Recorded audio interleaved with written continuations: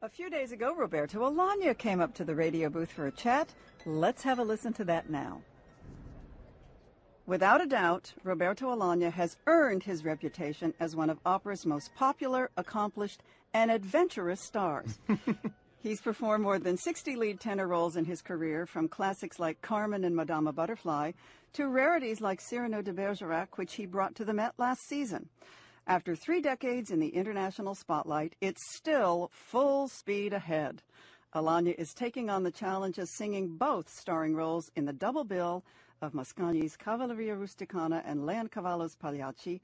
Roberto, welcome back. Thank you for this beautiful presentation. Oh, you're welcome. It's great. It's great to have you back here. Now, thank you. This is daunting, doing both Turiddu and Canio in one evening. Tell us your history with these two roles. You did Canio first, right? I always sang both. Just the last time here at the Met, I think it was 2 or 3 years ago, I sang just the Pagliacci for the first time in my life. But otherwise, I always sang the both characters. I don't know why, but maybe because they asked me to do. And I like to take challenges, a risk, you know. But I think it's nice because in one night you can show a very different character. Turiddu, it's very different from Canio. In fact, you play 3 characters because Canio is a double character too, you know. You have the stage Pagliaccio and Canio in the real life. For me, it's beautiful because maybe because of my Sicilian roots, you know. I love this repertoire. I think they are very, very complete. And to sing just one, sometimes, you know, it's a bit frustrating. I like to sing both.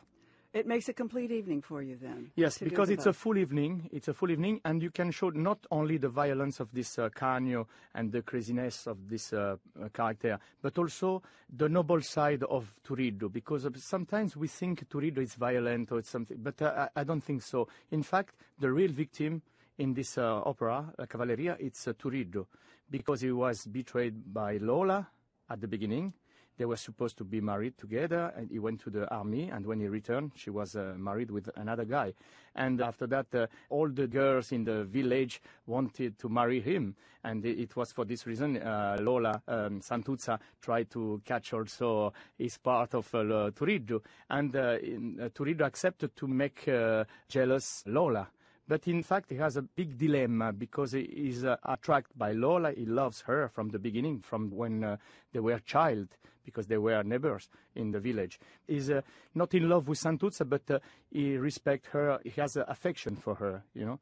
And I think he's a real victim of this situation, you know, this very, very difficult situation. Even at the end, when he accepted the fight with Alfio, he explained him, I know I'm not right, but, you know, I had this story with Santuzza. I don't want to leave her alone, and I will kill you. So when he takes up with Santuzza and she ends up pregnant, it's like, oh, I made a bad mistake. Yes. Yeah, sure. But it's nothing to do, because in that time it was not a divorce. And he knew Lola was married, and it's finished for him. You know, it was a big sacrifice for him to be with Santuzza. But I think we must be in the same situation to understand. It's very difficult, but in any case, we can't judge this situation or the action, because it's very, very tragic situation for him. Mm-hmm. And it's nice also, you know, and difficult, because when you do the first part, when you sing both characters, Pagliacci and Turiddu, at the end of Cavalleria, Alfio kill you. And it's difficult to reborn, you know, for a new character. It's a big challenge also that, you know, because normally it must be the end of the opera, you know, of the night. But here, the difficulty is this. You are dead, and you have to reborn in another character. And this is very interesting. So what do you do during intermission to make that all happen? I think it's the music who gives you everything, the right comportment and also the right energy. Because from the beginning of Pagliacci, it's so sparkling and, you know, and bright, this music. Bum, ba-dum, bum. Yes, yeah. It's like you're reborn from dead. It's nice. It's perfect. In fact, it's very, very well done. I think it's amazing because who had this idea to put both opera together? Because it's a wonderful opera. You know, I sang also, I remember La Navarrese from Massenet, and Cavalleria, and it works too. And it's strange because one was French and another one Italian. But we made at Carnegie Hall some years ago, and it was beautiful, you know, to sing in the same night both characters. Also very different.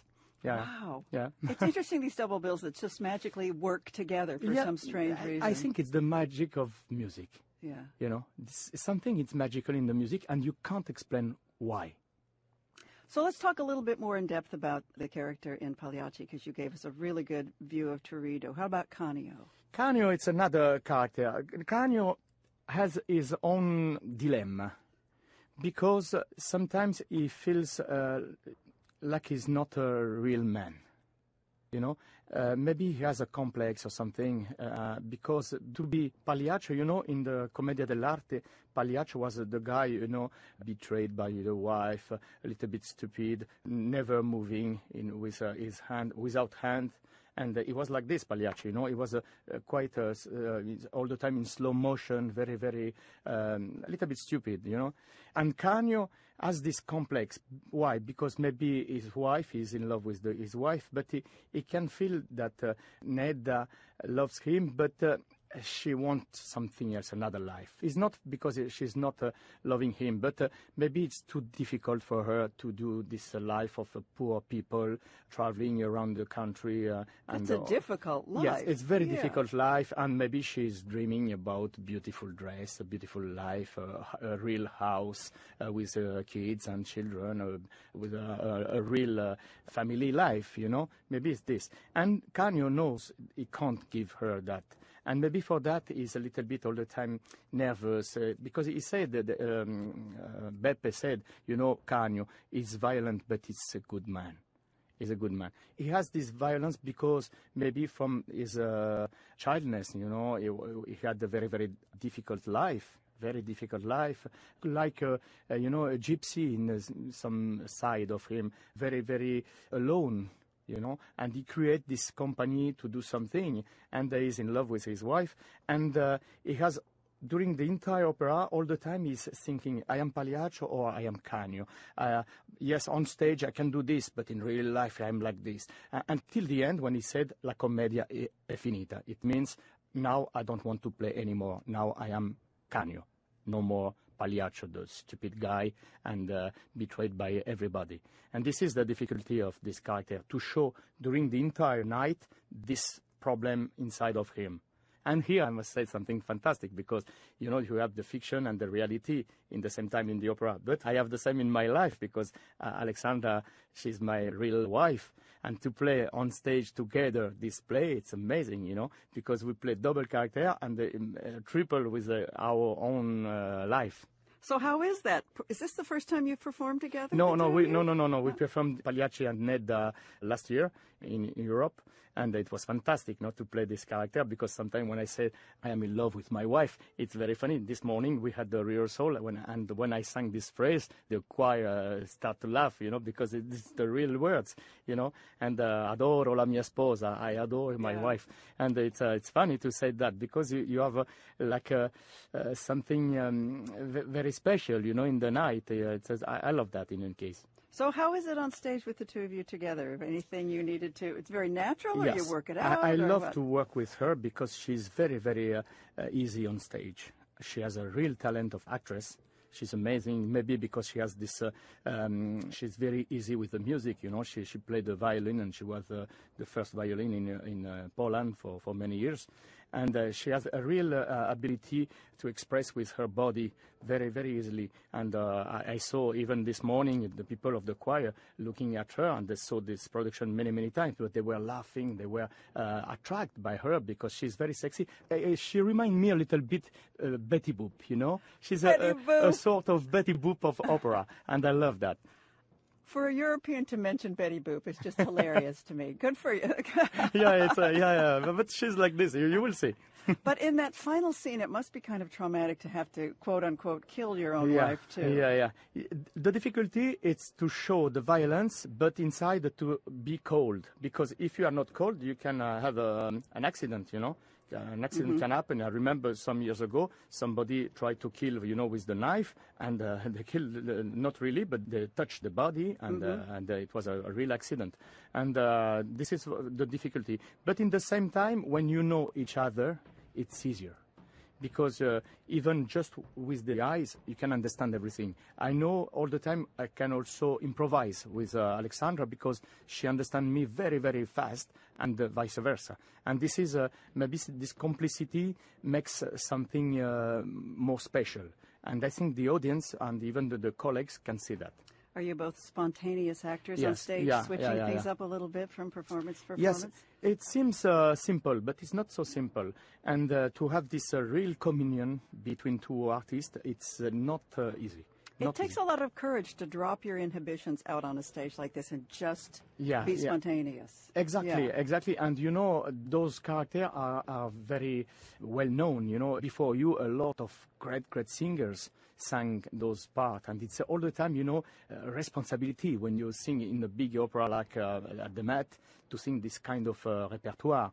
It's not so simple to look relaxed and something like this, you know. But I must say, I love to play this kind of repertoire, and I am happy now to have also Aleksandra taking this repertoire too, because we have more opportunity to sing together.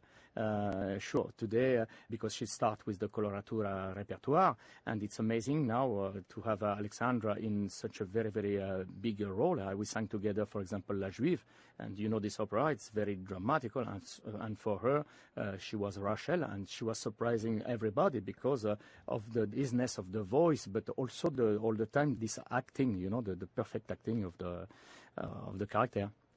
It's exciting for us to get to see the two of you on stage together this time. Yeah, it's the first time for us. Yes, it's true. Yeah. It's true for us too. The first time at the Met, and I think I hope we'll have a wonderful night, and for the public too, for the audience, and to have a good luck.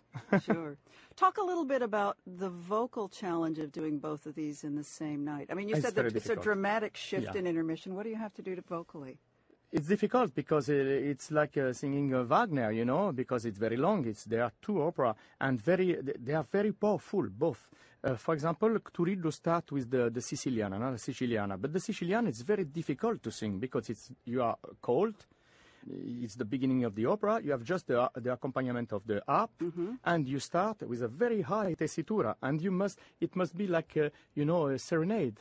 You know, very, very graceful, and you know, but it's not easy because the character, in the same time, it's like a serenade. But Turiddu sang this to make a little bit Lola nervous, you know, and the words are very, very strong. You know, he said, if somebody will kill me for her, and if I go to paradise, to heaven, and I will not find you there, I will not go in. I will return.